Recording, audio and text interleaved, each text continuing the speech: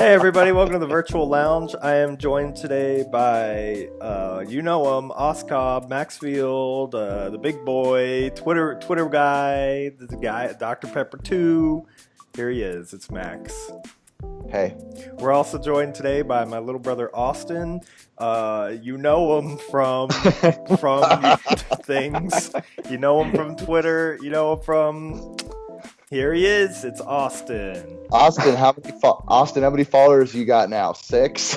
Oh man, I lost 2 last night, so I'm at 24 now. Ooh, ouch! Our YouTube channel has about that much. So it's alright. Now that I'm here, it's sure to skyrocket. Austin's gonna be joining us for our discussion on The Room. We are talking about The Room today. It's a movie. You know it from the internet. Got kind of popular. It's like a 10-year-old movie, but all of a sudden kind of blew up. Oh, it was baby steps and like how it kind of blew up because like it came out and like for a while it was kind of like only an LA thing, but then it kept on growing, and then one year Adult Swim played it for like April Fools. Like they played it like 4 or 5 times in a row all night, and they might have done that another year or 2 or something. But that really helped with its popularity. And then we have the book, The Disaster Artist, which is really behind the scenes, and Greg Sestero, is that his name? Yeah, Sestero, I think. Sestero. There's a T in there somewhere. I don't think there is, actually. Yeah, I think it's... there is Sestero.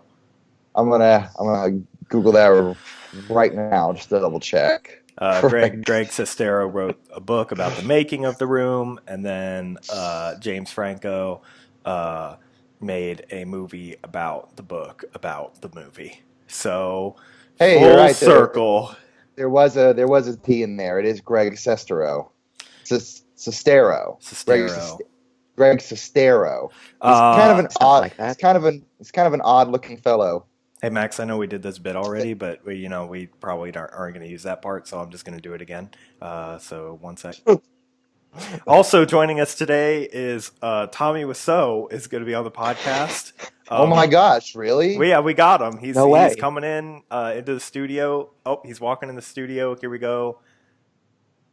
All right, hold on. Oh, hold on. He's at the door. 1 sec. Hold on. Got to get him all mic'd Hey, up. Hollywood movie. So excited. I'm in really real Hollywood podcast.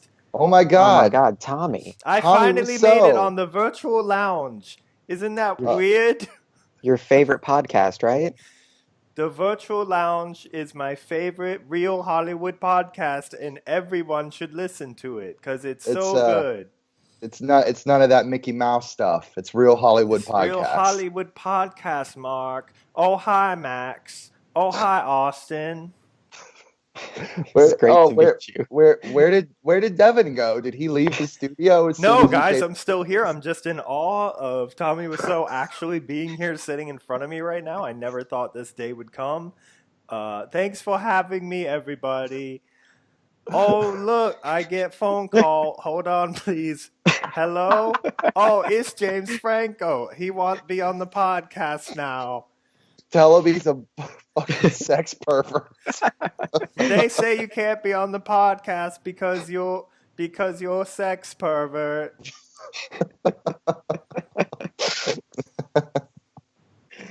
Wow, Tommy. Tommy, we usually like to turn our phones off while we're doing the podcast. Oh, bye, James. Thanks, Tommy, for joining us. I really appreciate that. It was good to have you on the show. Okay, bye, everybody. Thank you for having me. It was very bye, good. Mr. Wiseau. Tommy. It's Tommy. He makes it very clear he likes to go by Tommy. All right, thanks for joining us. All right, he's gone. Wow, that was awesome. I can't believe we had the Tommy Wiseau. I mean, even for just 30 seconds, it was just great to actually have him here in the studio. He brought a nice, good odor into the studio. 30 seconds is about how too long that bit went on. So, Austin and I recently saw The Disaster Artist. We were going to go see it in theaters, but wasn't in theaters anymore. And I have not seen the movie, but I have read the Disaster Artist book. And I guess before we talk about either incarnations of the Disaster Artist, I guess we should talk about the film itself. The film, and The Room, the film. What everyone's experiences with it were, like first hearing about it or getting into it. I think me and Austin first heard about it on which was it? I Hate Everything.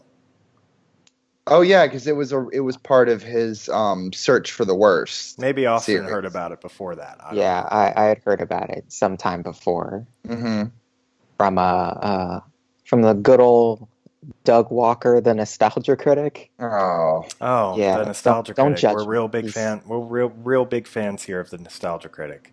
Hey, like. also, this is an open invitation to Doug Walker if he wants to come on the. Hey, if you want to get on the show, that'd be. Please. Do you guys want to do another bit where I do like a voice? And we'll do like. You would just have to scream at the top of your lungs for like 15 minutes straight, and I don't really want to hear that. So let's just skip that one. All right, cool. Because just so you know, I could have done it really well. Yelling is a punchline, and just inherently funny. Oh, leave the guy alone. He's fine. No, he's really not that funny, Austin. Hit us up at the virtual lounge at gmail.com.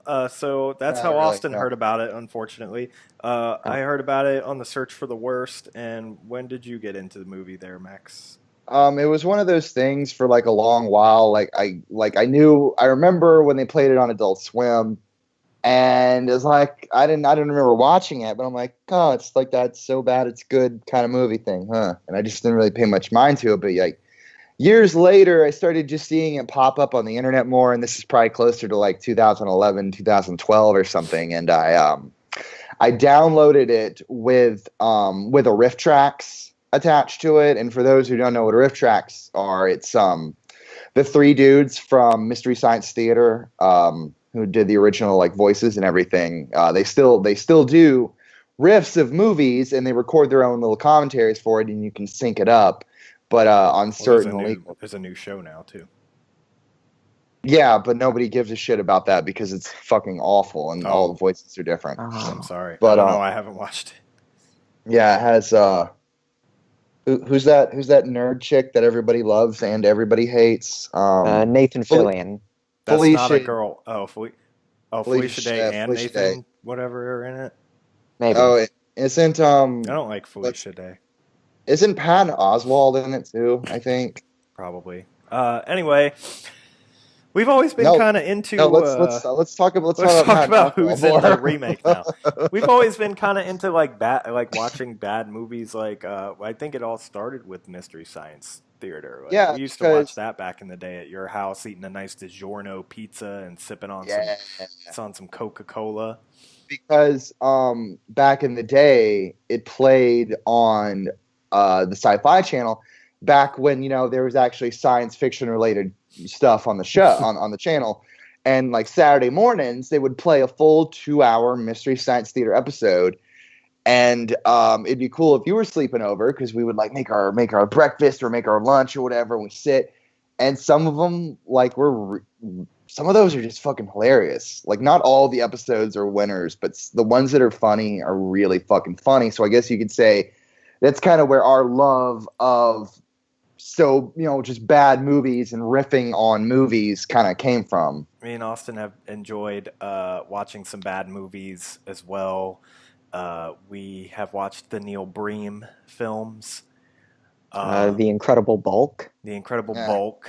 I've seen one of the Neil Breen films, the one we watched together, and The Incredible Bulk, which are horrendous. Pretty bad.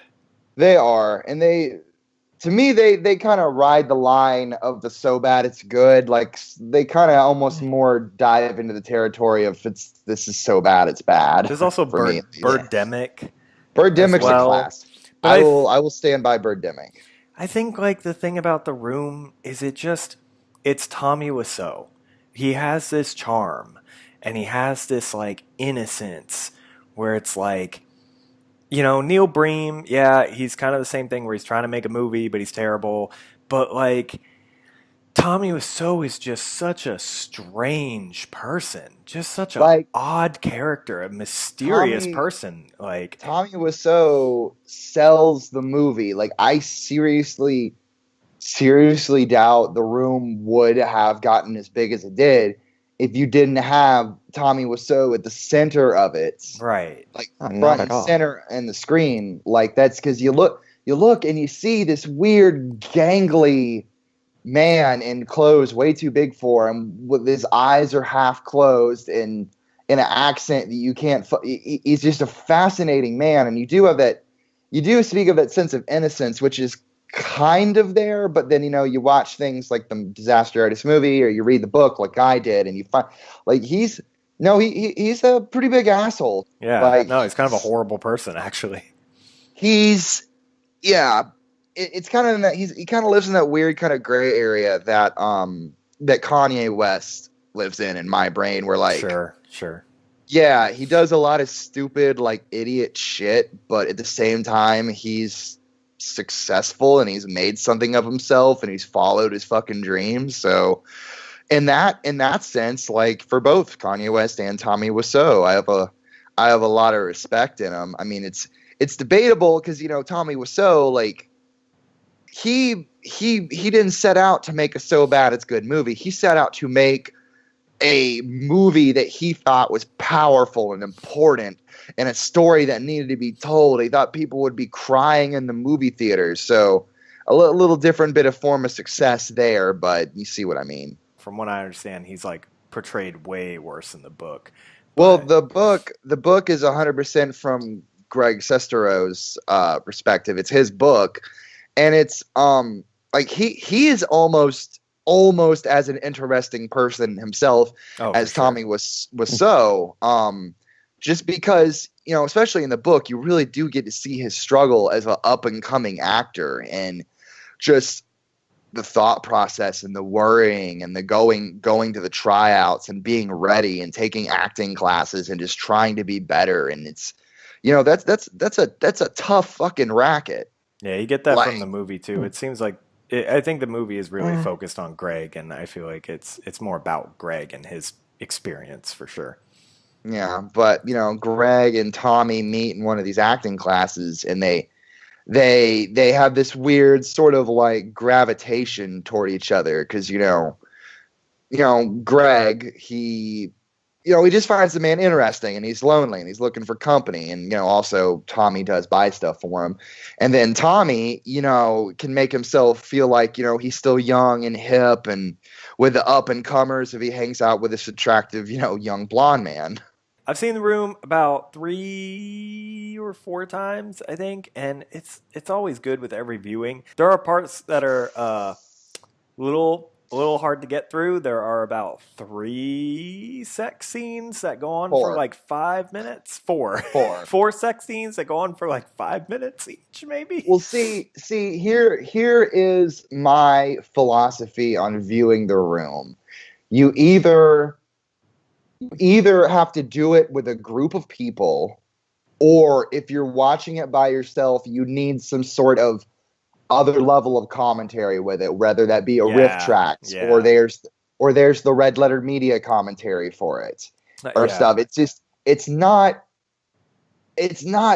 incredibly enjoyable in like a dry by yourself run of it, because so much fun with viewing The Room is viewing it with people who have not seen it, so you can like relive their what the fuck is going on moments. Yeah, I kind of feel that way about most of these movies that are like so bad it's good. So when I first started watching the movie, well, actually the second time, Well, everyone, thank you for tuning in.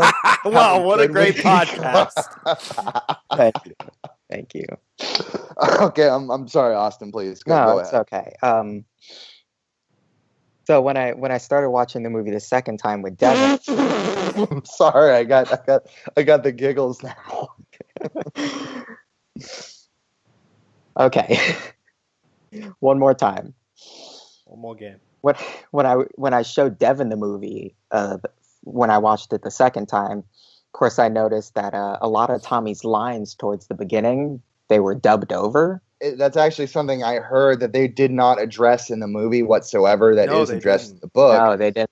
Is that almost all of the audio that they got on for filming was unusable, just because of how poorly it had been set up.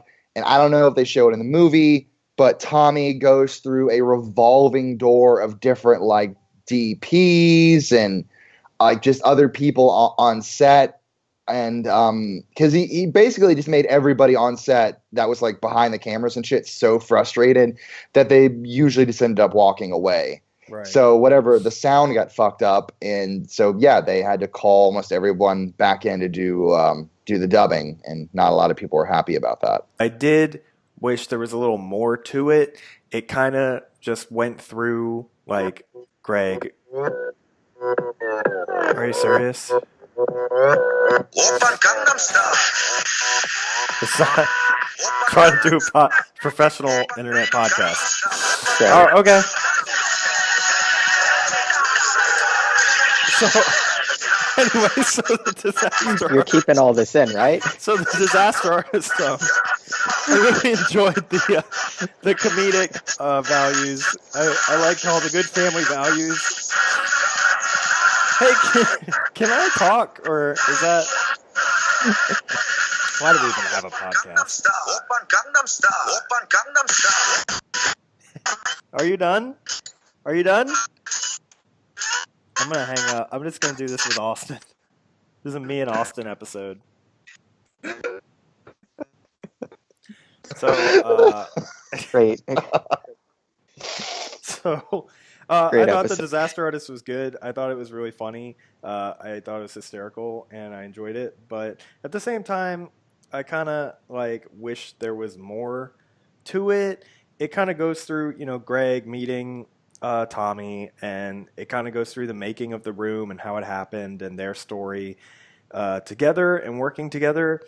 But it goes to like at the end of the movie, they premiere the room and everybody laughs at it. And Tommy's like, "Oh, they hate my movie." And Greg's like, "No, they love it. Look at them. They're laughing. They love it." And he's like, And "Oh."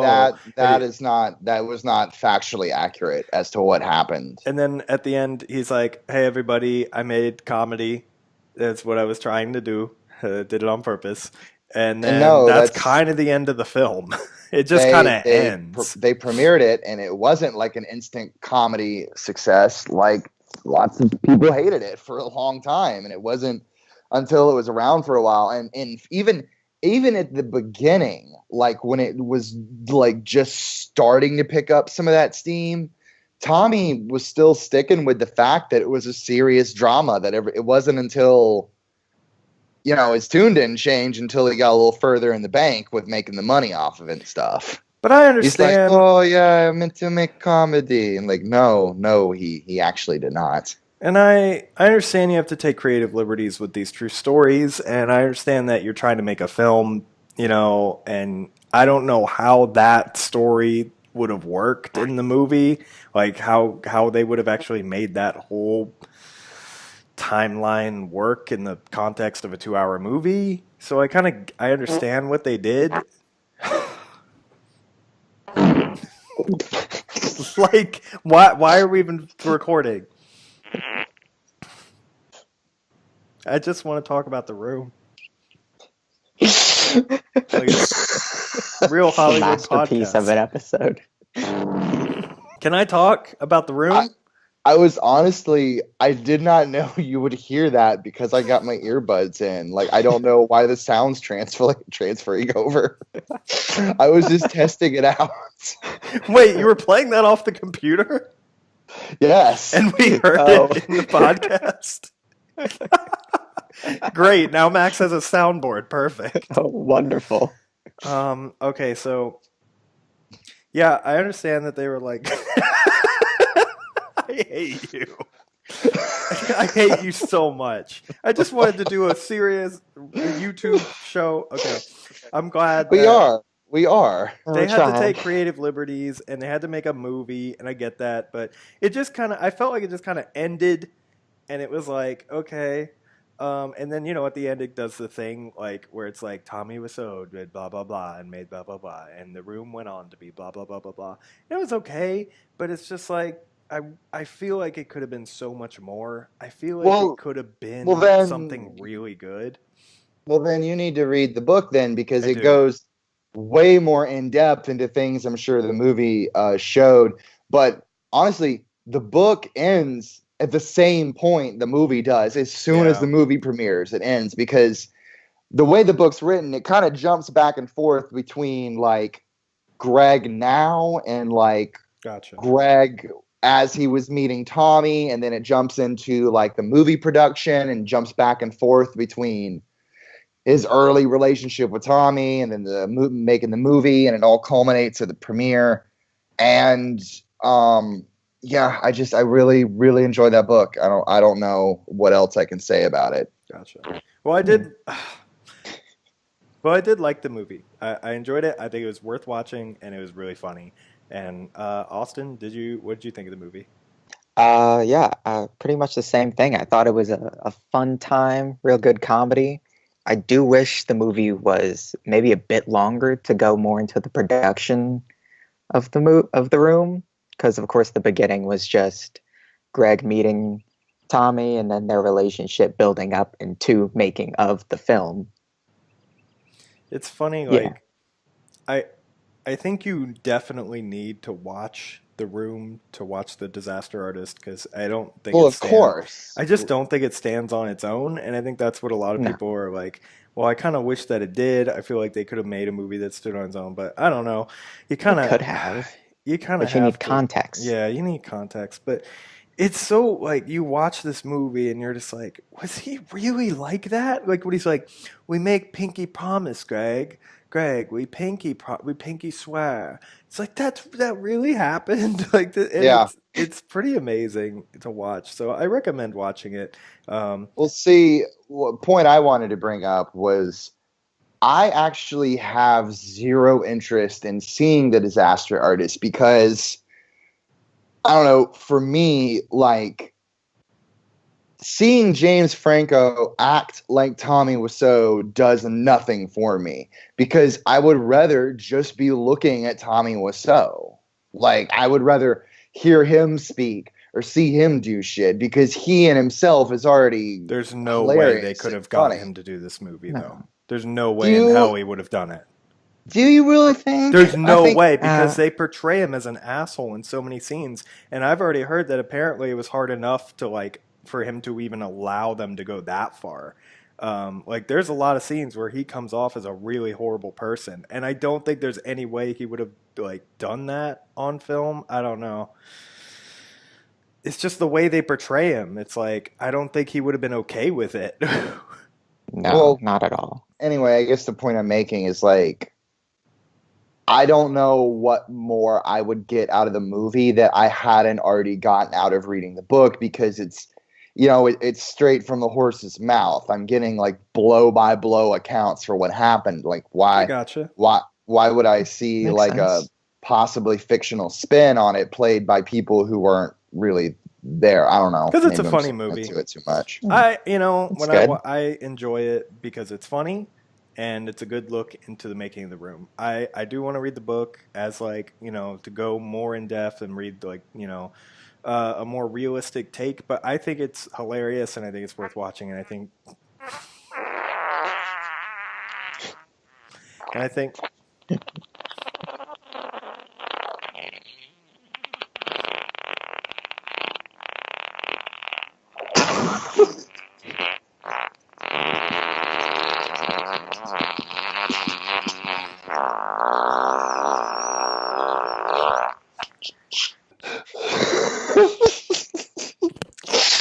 and I think James Franco did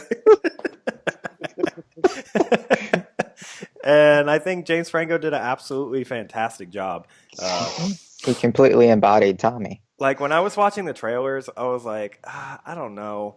I don't know. I think he's trying too hard. But then you watch the movie, it's like, no, he got it. Yeah, He really got it. when I saw the first trailer, like my initial thought was, it's not a very good Tommy. I don't So know. did It just I. Yeah. But no, he's great.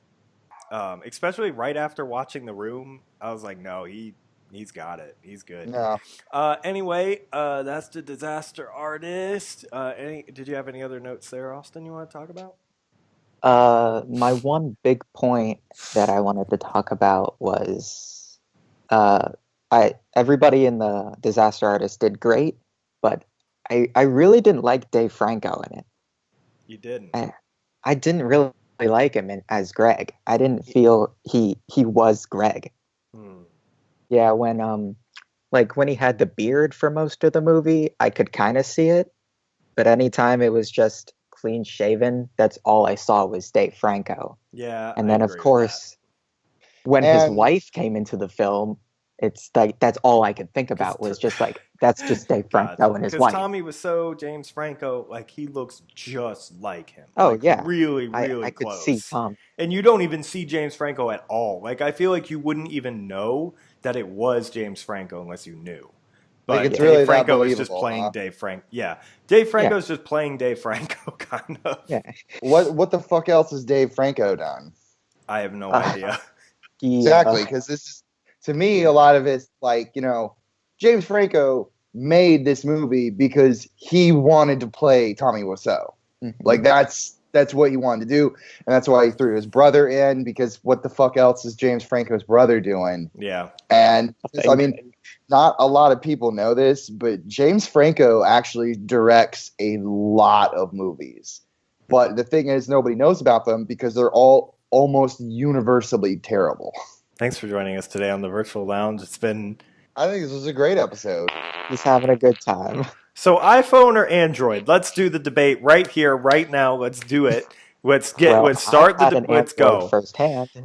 I got an Android for about 8 months, and I decided that and that's no good, and I went right back to iPhone. I had an Android for like 2.5 months, and I got sick of it.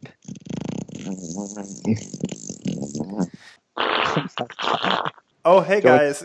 Guess what? Do you want to do that really long one again? Wait, guys! Guess what? Hold on. What? Hello?